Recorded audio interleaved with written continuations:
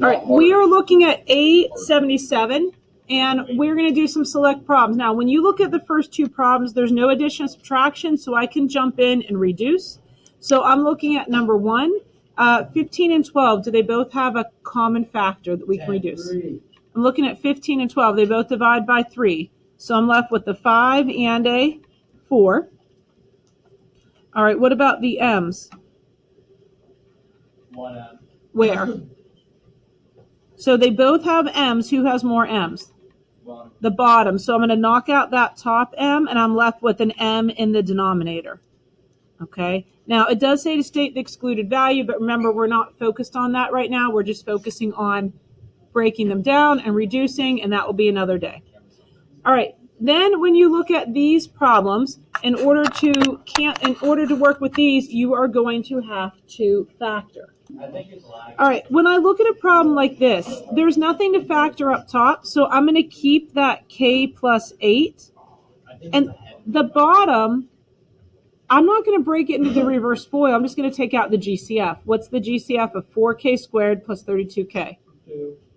I can always start with the 4. Start with the smaller number. I can take out a 4 and a k. What's left? K plus 8. Now, whenever you go to look at this, what cancels? The k plus 8. Now, we talked about this yesterday. If you tell me the answer is 4k, it is wrong. Where is that 4k? Okay, it's on the denominator, so 1 over 4k is your final answer. Okay, now, if you keep looking, this is going to factor with reverse FOIL. This has a GCF and reverse FOIL. This has reverse FOIL, and this has a GCF. All of these factoring have the A is 1, so they're not so bad. Let's flip it over and pull some problems from the back. Okay, number 7, you're going to factor reverse FOIL both of these. You're going to GCF. And then we get into 9 and 10. So 1 through 8 have single fractions, right? But when you look at 9 through the end, we have multiplication here. So you could jump in and reduce or cancel what you want. I'm going to say let's clean this up. 10 times 7 in the top is 70. And what's the denominator going to clean up to be?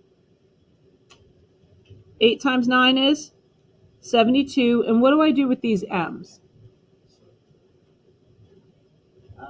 So how many do I have? M to the third, because there's 1 there and another 2. Okay, we cleaned it up. Can you reduce the 70 and the 72?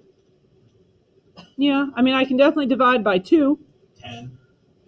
72 doesn't divide by 10, though. So I'm going to try dividing by 2, and I get 35 over 36, and the m to the third stays. Now, I have to think, can I reduce this any further? 5 goes into here, and 7 doesn't work in here. So this is it. You can also double check your numbers with your calculator. Okay, now, when you get into problems like 11 or 14, you are doing the same thing, but instead of just having one piece, you now have 2. So let's jump to, well, let's just do this one here. The n plus 3 is going to stay over 2, nothing to factor, times. How about this numerator here? What comes out of that? A 4 comes out, and what's left? N plus 6. If it helps you, show that little divide by 4. Okay, so we've been doing a lot of GCF. This is your trinomial with no GCF, but we check for that first. And we're going to do our reverse FOIL. Because A is 1, the factors of 18 will add up to 9. So n times n, what multiplies to 18? 6 and 3. Now there's other factors, 9 and 2, 1 and 18, but which one adds up? Yep. What kind of signs do we want? Plus, plus. Okay. Now, you have a bunch of pieces here. You've got the n plus 3 times 4 times n plus 6. Then you've got your denominator 2 times n plus 6 times n plus 3. So 1-to-1 ratio, what can we cancel?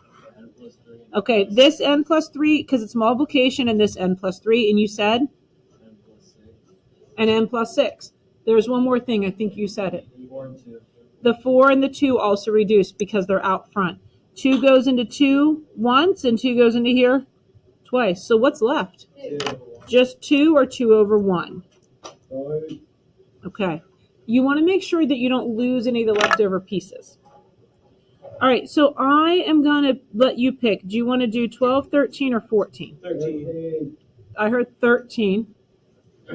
So I have 1 over x minus 8. That's going to stay. And then we look, there's no GCF, so let's break down the numerator with reverse FOIL.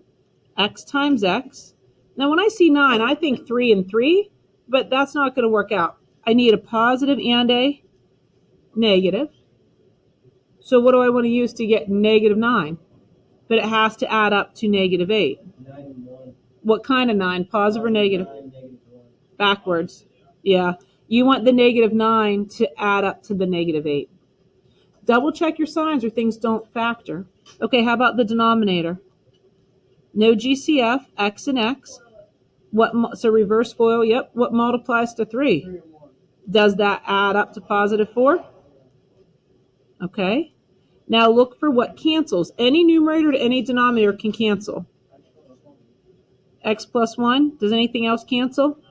No, and you know what? I just double check myself to make sure because this is not supposed to cancel. So the numerator is 1 times x minus 9, so I can just do that. The denominator has 2 pieces, so I'm going to put this in parentheses that it's x minus 8 times x plus 3. Well, if I put the 1 out here, does that change anything? Okay, now if that was a 2, I would need to show the 2 times that. I'm fine with you giving me the pieces, but someone else might have it multiplied back out. You don't have to go the extra step.